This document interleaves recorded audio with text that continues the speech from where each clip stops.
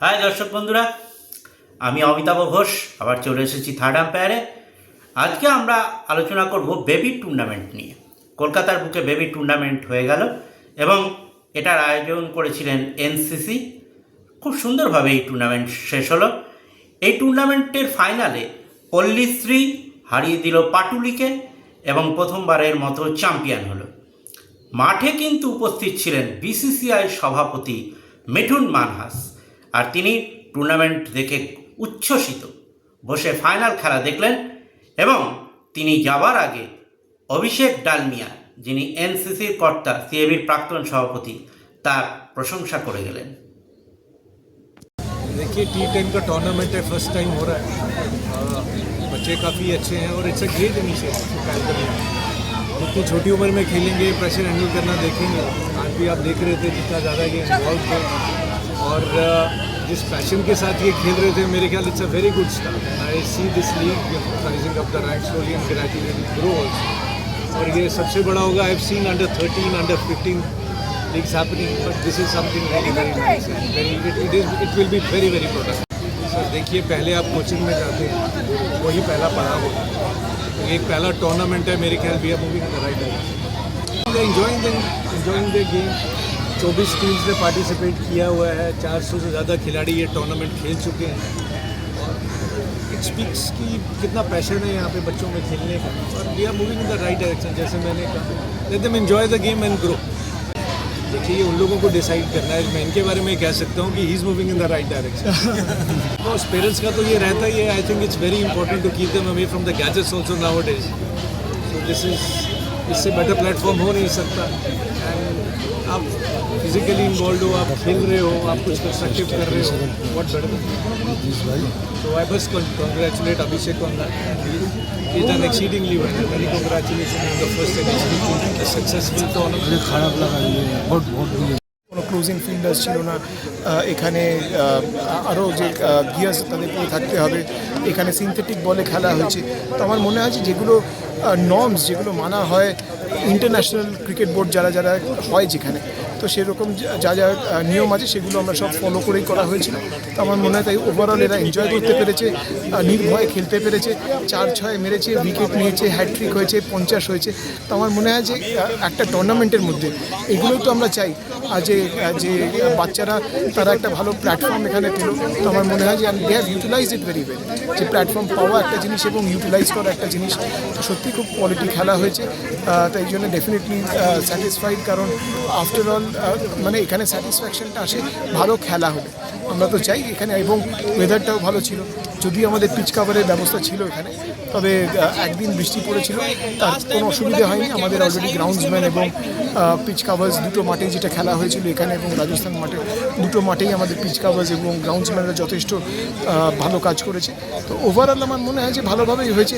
এটা একটা starting point. এরপরে এখান থেকে কীভাবে ইমপ্রুভ করা যায় আমরা ডেফিনেটলি বসে দেখব যে এটা সামনের বছর যেন আরও ভালো করে করা যায়। এনসিসি এই বেবি টুর্নামেন্ট ঘিরে সারা বাংলায় কিন্তু সাড়া পড়ে গেছে। তো সেখানে বাংলার যার প্রাক্তন ক্রিকেটার ঝুলন গোস্বামী, মনোজ তিওয়ারি, অশোক মালহোত্রারা কিন্তু বলে গেলেন যে এই টুর্নামেন্ট আগামী দিনে বাংলা ক্রিকেটের সাপ্লাই লাইন খুলে দেবে। এই ধরনের টুর্নামেন্টটাকে কিভাবে দেখছো? খুব ভালো উদ্যোগ নিয়েছে এনসিসি। বেবি লিগ নিয়ে 8 থেকে 10 বছরের বাচ্চাদের নিয়ে যে একটা ভালো কনসেপ্টের সাথে মাঠে নিয়ে এসছে বাচ্চাগুলোকে, এরকম একটা ভালো অ্যাটমসফিয়ারে, এরকম একটা ভালো জায়গায় প্লেয়ারদের খেলার সুযোগ করে দিয়েছে। অভিষেক ডালমিয়াকে আমার তরফ থেকে অনেক অনেক ধন্যবাদ আর শুভেচ্ছা জানাই যে আমাদের ভবিষ্যতের তারকাদের জন্য একটা ভালো প্ল্যাটফর্ম তৈরি করে দেওয়ার জন্য। কারণ এখান থেকে ভবিষ্যতে তারা বেঙ্গলের হয়ে রিপ্রেজেন্ট করবে, কেউ বড় বড় জায়গায় যাবে। তো এত সুন্দর একটা এনভায়রনমেন্টে এত প্রফেশনাল ওয়েতে একটা লিগ হচ্ছে, কন্ডাক্ট হচ্ছে। তো অবভিয়াসলি অভিষেককে অনেক অনেক শুভেচ্ছা, অভিনন্দন রইল আমার তরফ থেকে। অশোকদা, এই ধরনের টুর্নামেন্টকে কীভাবে দেখছেন? এটাই বলতে পারি যে it is the babies day out, क्योंकि জেনুইন এজে বাচ্চাটা আছে উঠবে। সব থেকে বড় কথা এজ আছে, জেনুইন এজে খেলছে। এই জন্যে যে ট্যালেন্টেড ছেলে ও আগে আসতে পারে।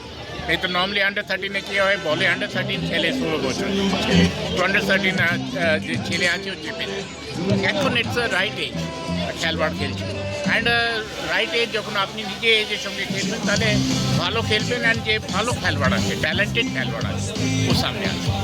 এটা থেকে কি ভারতীয় ক্রিকেট বা বাংলার ক্রিকেট কোনো উপকৃত হবে?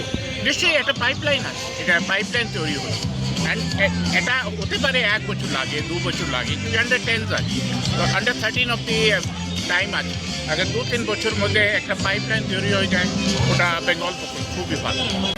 ভালো লেগেছে টু বি অনেস্ট। আন্ডার 10 তো এর আগে কোনোদিন শুনিনি এরকম একটা টুর্নামেন্ট কোথাও হয়েছে, দেশেও হয়নি মনে হয়, এটা প্রথমবার হচ্ছে বাংলায়। আর তাই জন্যে সমরণ দাকে আর অভিষেক ডালমিয়াকে অভিনন্দন জানাবো কি আন্ডার 10 এই লিগটা চালু করেছে প্রথমবার, আর এত প্রতিভা চোখের সামনে দেখলাম। আর এই প্রতিভাগুলো যদি সঠিক গাইডেন্স পায় তাহলে আগাম দিনগুলোতে তাদের যেই স্বপ্নগুলো আছে ক্রিকেটার হবে, বড় হয়ে দেশের হয়ে খেলবে, স্টেটের হয়ে খেলবে, তারপরে IPL হয়ে খেলবে, সেগুলো খেলতে পারে, তার জন্যে একটা ভালো প্ল্যাটফর্ম। বেবি টুর্নামেন্টে প্রথমবার চ্যাম্পিয়ন হলো পল্লীশ্রী। তারা 73 রানে হারিয়ে দিয়েছে পাটুলিকে এবং এই ম্যাচে সত্যি সকলের নজর কাড়ল সৌভিক ঘোষ, এই ক্ষুদে ক্রিকেটার এই টুর্নামেন্টের প্লেয়ার অব দ্য টুর্নামেন্ট হয়েছে এবং দুর্দান্ত ব্যাটিংয়ের যে নিদর্শন তিনি রেখে গেছেন তা দেখে আপ্লুত বাংলার ক্রিকেট মহল।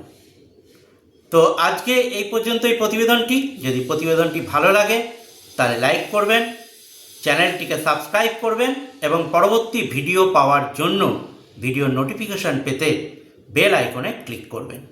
নমস্কার।